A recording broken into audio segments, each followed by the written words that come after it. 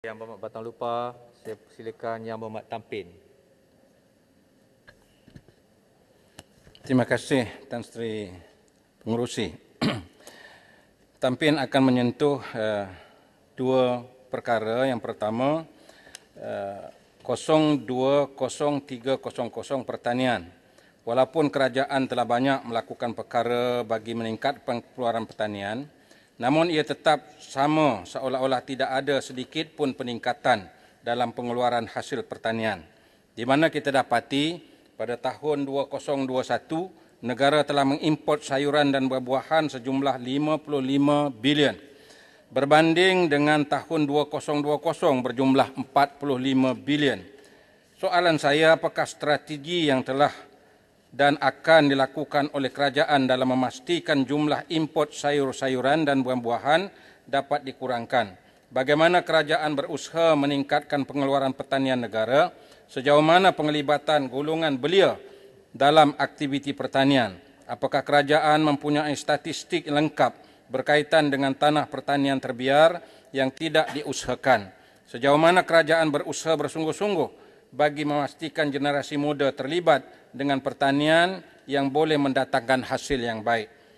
Soal pengairan dan saliran pertanian amat penting dalam memastikan kelangsungan aktiviti pertanian dapat berjalan dengan baik. Namun terdapat sejumlah projek penambahbaikan saliran banyak yang tertangguh untuk disiapkan, yang menyebabkan penanam padi tidak dapat dilakukan dan pendapatan petani terjejas kerana sawah tidak dapat diusahakan. Seperti mana yang berlaku di Kampung Londah setelah 2 tahun tidak dapat diusahakan. Mengapa perkara ini berlaku? Apakah ada usaha yang lebih konkret boleh dilakukan oleh kerajaan dalam menyelesaikan masalah ini? Apakah kerajaan tidak mencukupi dana? Kalau tak cukup dana, minta lagi untuk menyelesaikannya. Atau disebabkan oleh sistem birokrasi yang sukar dan complicated. Barang pertanian juga memainkan peranan yang penting dalam memastikan petani dapat melaksanakan tanggungjawab mereka. Saya ingin bertanya kepada kerajaan, apakah tindakan yang boleh dilakukan dalam memastikan harga barangan yang berkaitan dengan pertanian seperti baja, racun dan alat-alat pertanian tidak meningkat harga dengan mendadak. Kita sedia maklum peningkatan harga ini bukan sahaja membebankan para petani tetapi juga pengguna. Sekiranya perkara ini tidak urus dengan baik, kesan daripada suasana ini menyebabkan anak-anak muda tidak bersedia untuk menceburkan diri dalam pertanian. Kerajaan harus berusaha memastikan barang-barang ini sentiasa di dalam harga kawalan. Perkara yang kedua yang saya nak sebut ialah butiran 030100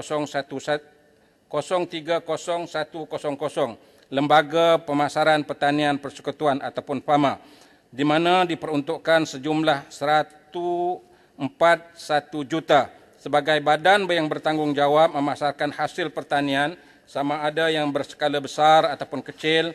Namun apa yang berlaku sepanjang PKP, PAMA tidak melaksanakan peranan yang begitu mereka sepenuhnya kerana terdapat ramai petani secara kecil-kecilan tidak dapat memasarkan hasil pertanian mereka yang menyebabkan hasil tanaman mereka terbiar begitu saja. Demikian juga kerajaan secara berterusan mengimport hasil tani daripada negara jiran dan berlakulah persaingan harga antara barang import dan hasil tani tempatan, menyebabkan hasil tani penduduk tempatan tidak dapat dipasarkan dengan baik. Kalaupun dapat dipasarkan, ia terpaksa bersaing dengan hasil pertanian import yang lebih rendah harganya. Oleh sebab itu, Tampin menggesa supaya kerajaan lebih mengutamakan hasil pertanian tempatan daripada barang import. Sekian, terima kasih Tan Sri Pengerusi. Terima kasih Yang Berhormat Tampin.